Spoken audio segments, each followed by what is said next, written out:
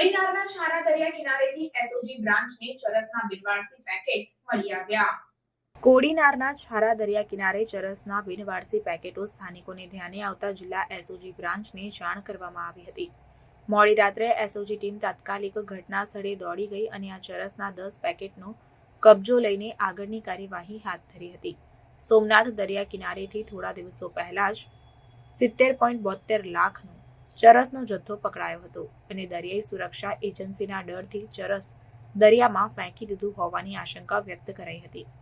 આ કેસમાં હજુ પણ પોલીસ તપાસ કરી રહી છે। ત્યારે કોડીનાર તાલુકાના છારા ગામે આવેલ દરિયા કિનારેથી ₹6.50 કરોડનું ડ્રગ્સ મળી આવતા પોલીસે વિવિધ દિશામાં તપાસ હાથ ધરી છે। ગીર સોમનાથ એસઓજીના પીઆઈ જે.એન. ગઢવી અને પીજે બાટવાના માર્ગદર્શન હેઠળ એએસઆઈ ઇબ્રાહિમ શાહ બાનવા, ગોપાલસિંહ મોરી, મેહુલસિંહ પરમાર સહિતનો સ્ટાફ પેટ્રોલિંગ કરી રહ્યો હતો। તે દરમિયાન દરિયા કિનારેથી બિનવારસુ અફઘાની ચરસના પેકેટ્સ મળી આવ્યા હતા, જેમનો કુલ વજન 12 કિલો 10 ગ્રામ છે અને કિંમત ₹6,50,00,000 જેવી થાય છે। પોલીસે આ ડ્રગ્સનો જથ્થો કબજે લઈ વિવિધ દિશામાં તપાસ હાથ ધરી છે।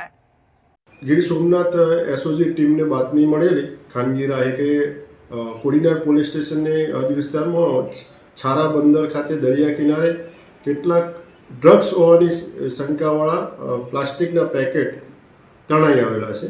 જે આધારે સ્થાનિક પોલીસ અને એસઓજીની ટીમ દ્વારા જગ્યાએ સર્ચ કરતો આશરે 10 પેકેટ શંકાસ્પદ હાલતના મળી આવેલા, જે બાબતે પ્રથમ દ્રષ્ટિએ એનડીપીએસ હોવાનું જણાતો આ બાબતે કોડીનાર પોલીસ સ્ટેશનમાં સ્ટેશનરી નોંધ કરી જાણવાજોગ દાખલ કરવામાં આવેલ છે। ત્યારબાદ એનું એફએસએલ પરીક્ષણ કરાવતો આ જે 10 પેકેટ છે એમાં ચરસનો જથ્થો હોવાનું એફએસએલ પરીક્ષણમાં જણાઈ આવેલું છે। ગઈકાલે રાત્રે અમારા ગામના દરિયા કિનારે શંકાસ્પદ પેકેટ મળી આવ્યા હતા, જે હાલ પોલીસ સ્ટેશનવાળા લોકો લઈ ગયેલા છે। જે વાતો એવી મળે છે કે એ ચરસનો જથ્થો હોઈ શકે। અમારી તંત્ર પાસે એવી અપેક્ષા છે કે આ અમારો દરિયા કિનારો એકદમ શાંત અને વ્યવસ્થિત છે અને આવા પેકેટ નીકળે જેથી કરીને તંત્ર એનું પેટ્રોલિંગ વધારે, જેથી આવા કોઈ ગેરકાનૂની કામ ન થાય અને ગામની અને આ દરિયા કિનારાની શાંતિ જળવાઈ રહી।